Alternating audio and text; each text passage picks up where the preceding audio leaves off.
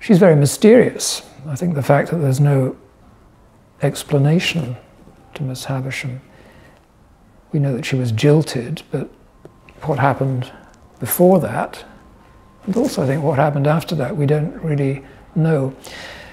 Dickens didn't really look terribly far to find his inspiration, because if I remember correctly, there were a couple of characters in the journal that he edited, Household Words, that were written up, who were eccentrics.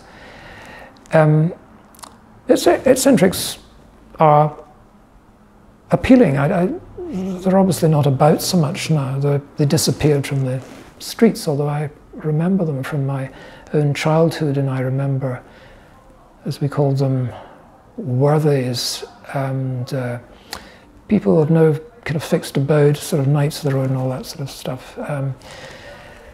There's this element too that Miss Havisham lives life on her own terms that I think kind of makes her interesting as well. She's created her own world, and there's an element of, I think, fascination and envy in us for this. I'm not sure that we know very much about her from Dickens's picture, and what we're seeing, of course, is coming largely from Pip's perspective, the boy who grows up into the man. I wanted to tell the story from her side, to give her account of how she ended up rattling about in this vast house with this beautiful ward of hers, Estella, and what exactly she was trying to do with Estella. I was also intrigued that the time of her own youth was the time of these great fictions of Jane Austen, and just to see if there was anything we could do by bringing the Dickens world up against the Jane Austen world. We know from Great Expectations that she was the proud daughter of a Kent brewer, and when I was reading up about brewers at that time, in the late 18th century, they were making, and into the early 19th century, they were making a great deal of money.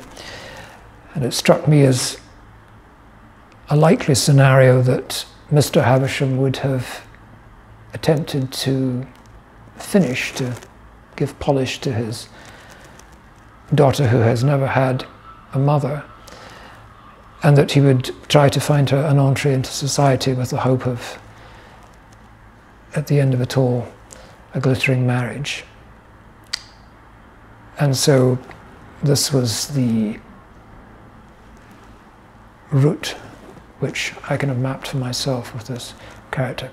Yes, I was aware that I was taking a character who is very well known, that people care about and regard with affection, but also don't know a great deal about.